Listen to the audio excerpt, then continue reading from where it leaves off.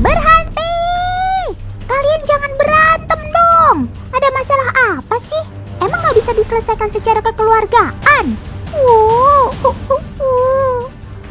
Om editor, Otan mau lihat kejadian sebelumnya dong. Otan jadi penasaran, ada apa sih? Walah, ternyata gak sengaja ketemu di jalan toh. Yoyo dan Kalajengking hidup di habitat yang berdekatan. Pertarungan seperti ini sering terjadi di alam. Lah. Tadi berantem kok malah gandengan?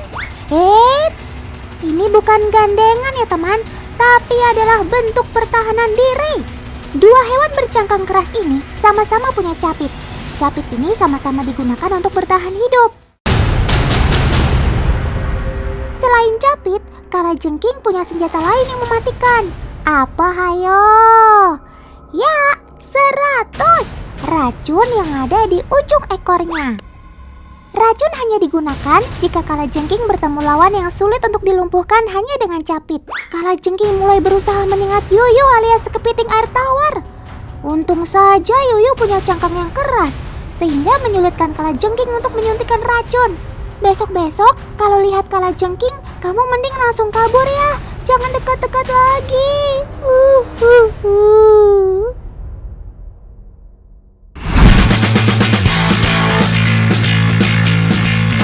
Semua Kalajengking memiliki racun, tapi kekuatan racunnya berbeda-beda, mulai dari yang kadar rendah, menengah, hingga tinggi. Semua ini tergantung jenis Kalajengkingnya. Di Indonesia hanya ada Kalajengking dengan jenis rendah dan tinggi. Ini dia nih, si Asian Forest Scorpion atau Kalajengking hutan Asia. Walaupun tidak mematikan untuk manusia, tapi sebaiknya jangan dekat-dekat deh. Tetap saja, karena jika kita disengat, waduh, sakitnya ampun.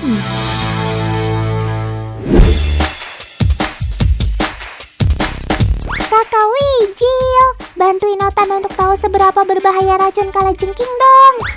Di sini sudah ada potongan ayam nih. Kalau tersengat bisa Kalajengking, kira-kira akan jadi gimana ya?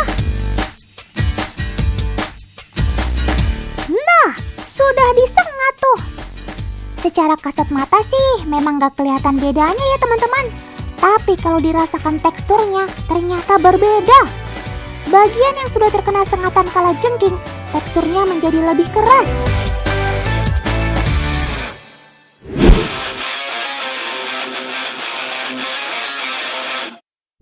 Di alam liar, hewan pemakan daging ini memangsa serangga kecil atau reptil kecil seperti kadal ini.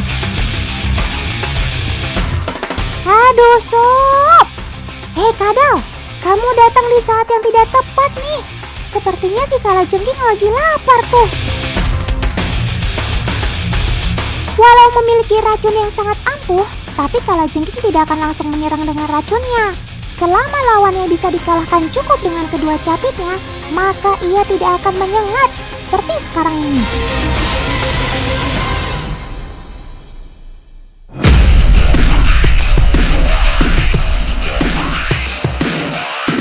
Lain lawan, lain juga senjata yang digunakan. Tarantula adalah salah satu musuh bebuyutan si Scorpion. Maklum, kedua sobat Otan ini punya banyak kesamaan, mulai dari habitat, makanan, dan sama-sama memiliki racun. Gak heran deh kalau mereka sering berantem. Aduh, roman-romannya bakal pertarungan silat nih. Kalau kedua kaki depan tarantula sudah naik seperti ini, tandanya ia sudah siap untuk bertarung. Capit si Kalajengking juga sudah dalam posisi kuda-kuda nih. Tuh kan, keduanya sudah saling sengat. Otan tutup mata takut.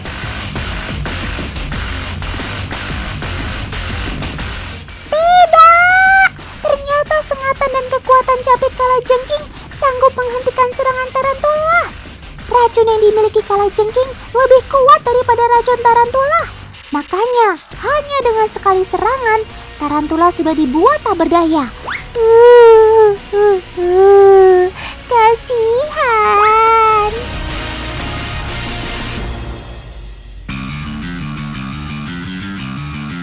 Hewan berbuku ini punya kemampuan bertahan di berbagai kondisi, bahkan cuaca ekstrim sekalipun loh. Kak Wijil akan menguji kemampuan si skorpion untuk bertahan di air nih.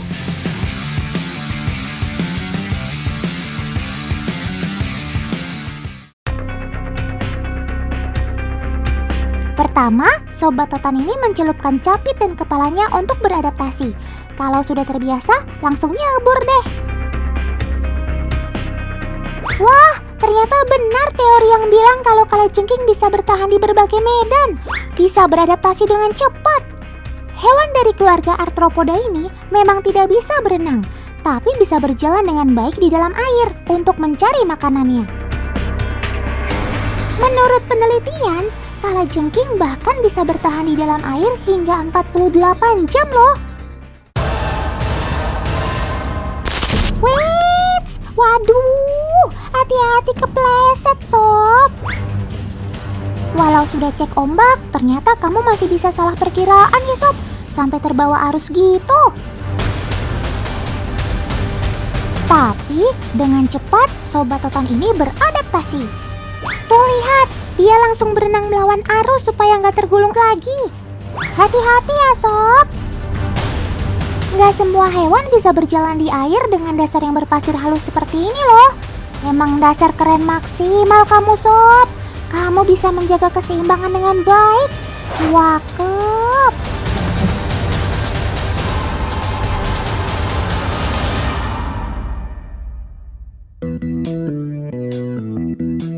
Kalau tadi sudah lihat kemampuan kakinya di air, sekarang kita cek kemampuan si skorpion memanjat pohon. Hayo tebak. Menurut teman-teman, si kaki 8 ini bisa nggak ya?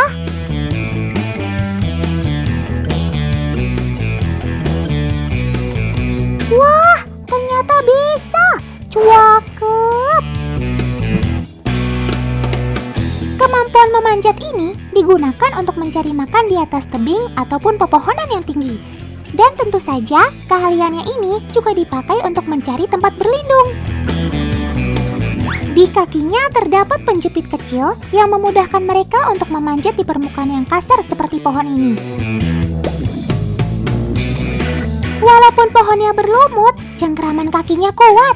Turun secara tegak pun aman, nggak kepleset. Bener-bener kermaks, alias kermaks, keren maksimal.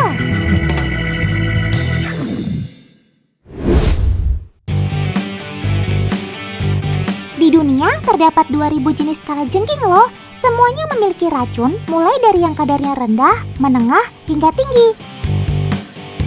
Walau begitu, hanya sekitar 25 jenis yang bisa mematikan manusia, yaitu yang kadar racunnya tinggi. Untuk menentukan tinggi rendahnya kadar racun, bisa dilihat dari ciri fisiknya. Kalau capitnya lebih besar dari ekornya, artinya racunnya rendah. Tapi kalau capitnya lebih kecil dari ekornya, wih, bahaya karena kadar racunnya cenderung tinggi.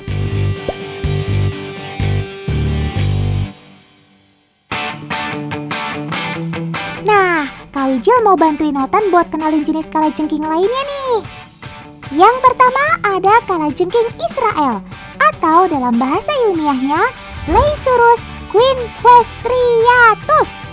Jangan pernah macam-macam dengan Sobat Totan satu ini ya. Lihat tuh, capitnya kecil banget. Artinya senjata utamanya ada pada racunnya. Kalajengking ini juga disebut sebagai Deathstalker alias pengintai kematian.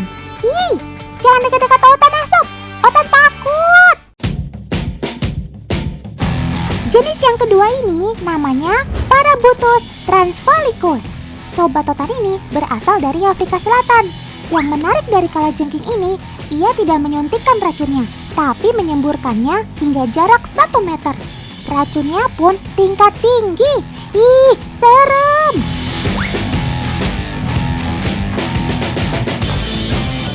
Di bawah perutnya ada bagian yang dinamakan pektin. Bentuknya mirip sayap ya teman, tapi fungsinya bukan buat terbang loh. Pektin ini juga digunakan sebagai indera untuk mengetahui mengenai lingkungannya. Lucu ya bentuknya.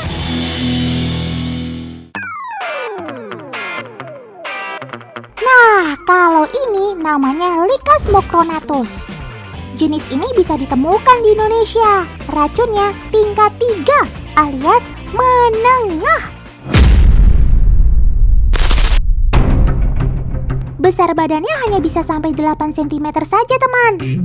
Bentuk dan coraknya yang cantik bikin kalajengking ini banyak dijadikan peliharaan di Indonesia. Cukup!